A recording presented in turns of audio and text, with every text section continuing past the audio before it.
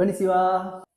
नानीखा दोकोखा दारेखा नानीमो दोकोमो दारेमो यिनीहरूलाई कसरी प्रयोग गरिन्छ र के फरक छ त्यो तपाईलाई म सिकाउन गइरहेको छु। ध्यान दिएर हेर्नु होला। जस्तै नानीखा भनिन्छ। नानीखा भनेको पहिला अर्थ हेरौँ। केही, समथिङ, केही हैन, केही खान्छु, केही गर्छु, केही किन्छु, समथिङ केही भन्ने जनाउँछ, वस्तुलाई फोकस गर्छ भनेपछि। अर्को दोकोखा भनिन्छ। दोकोखा भनेको के हो त? कतै, सोमवेयर, कतै जाउँ, कतै भेटौँ जस्तोमा चाहिँ दोकोखा भने। दारेखा भनेको चाहिँ कोही हैन, कोही छ, कोही हुनुहुन्छ, दारेखा व्यक्तिलाई फोकस गर्छ भनेपछि। अर्को छ नानीमो। नानीमो भनेको चाहिँ केही पनि। दोकोमो भन्यो भने चाहिँ कतै पनि। दारेमो भनेको चाहिँ कोही पनि है त। नानी नानी वस्तु, दोको दोको प्लेस, दारे दारे भन्ने बित्तिकै व्यक्ति।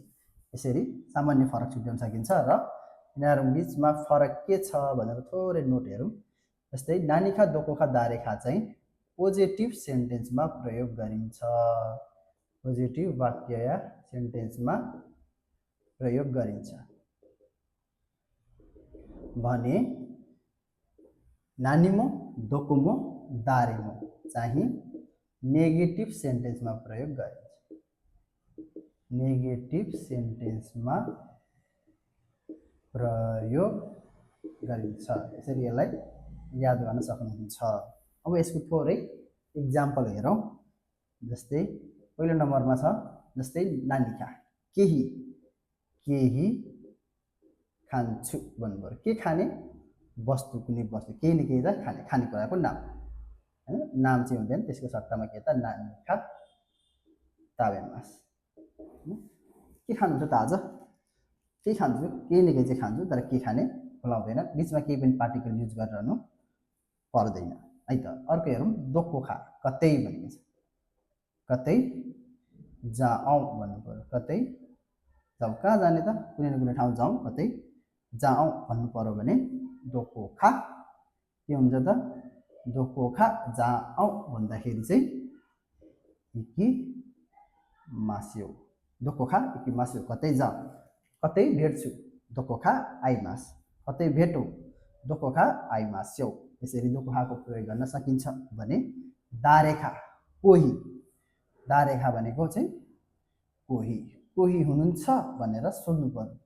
कोही हुनुहुन्छ अफिसमा या कक्षा कोठामा हैन, कोही हुनुहुन्छ भनेर हामी नेपालीमा सोध्छौँ। त्यसरी कोही हुनुहुन्छ भनेर सोद्धाखेरि चाहिँ दारेखा निबिङथिङमा इमासको इमास्का, दारेखा इमास्का, कोही हुनुहुन्छ।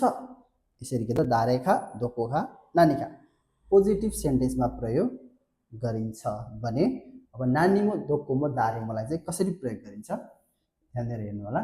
जस्तै नानीमो केही पनि नेगेटिभ सेन्टेन्समा प्रयोग गरिन्छ भनेको छ। नानीमो केही पनि, जस्तै केही पनि खाँदिन, केही पनि गर्दिन, केही पनि छैन भन्नु पर्यो भने चाहिँ नानी नेगेटिभमा, खाँदिन, गर्दिन, जाँदिन यस्तो टाइपको नेगेटिभमा। जस्तै नानीमो ताबे मासे, केही पनि खाँदिन, केही पनि छैन भन्नु पर्यो भने नानीमो आरिमासे। कुनै वस्तु छैन भन्दा नानीमो आरिमासे। केही पनि गर्दिन, नानीमो सिमासे। यसरी नानीमोको प्रयोग गर्न सकिन्छ भने। अर्को छ दोकोमो। के अर्थ जनाउँछ त? सरी, कतै पनि। कतै पनि जस्तै जाँदिन भन्नु पर्यो भने चाहिँ के भनिन्छ त? दोकोमो जाँदिन। इकिमासको नेगेटिभ बनाउँदा के हुन्छ त? इकिमास। दोकोमो इकिमास, कतै पनि जान्छु यसरी प्रयोग गर्न चाहिँ पाइँदैन। दोकोमो इकिमास, कतै पनि जाँदिन, कतै पनि भेट्दिन, यसरी नेगेटिभमा चाहिँ प्रयोग हुन्छ। त्यसै गरी छ अर्को दारेमो। कोही पनि, कोही पनि आउनुहुन्न, कोही पनि छैन हैन, यस्तोमा चाहिँ दारेमो। जस्तै कोही पनि छैन या हुनुहुन्न भन्नुभयो।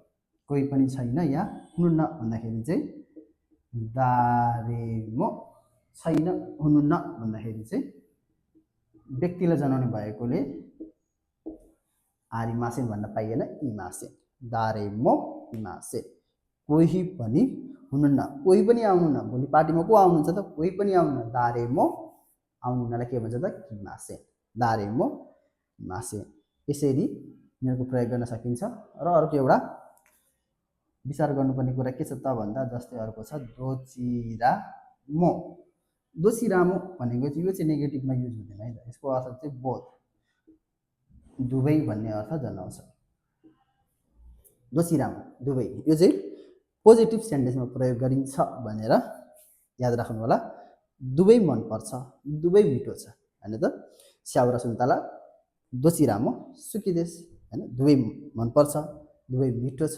दुवै सजिलो छ भन्नु पर्यो भने चाहिँ दोचिरामो यस्तै यस्तै शब्दहरू के त जेएफटी र जेएलपीटी इक्जामको लागि एकदमै इम्पोर्टेन्ट हुने भएकोले फरक छुट्याउँदै कसरी प्रयोग गरिन्छ त्यसलाई ध्यान दिँदै पढ्नुभयो भने तपाईँलाई चाहिँ बेटर हुन्छ यस्तै यस्तै तपाईँहरूलाई गाह्रो लागेको शब्दहरू अरू पनि केही छन् भने कमेन्ट गर्न सक्नुहुन्छ हस्त गाम्बातेको दसाई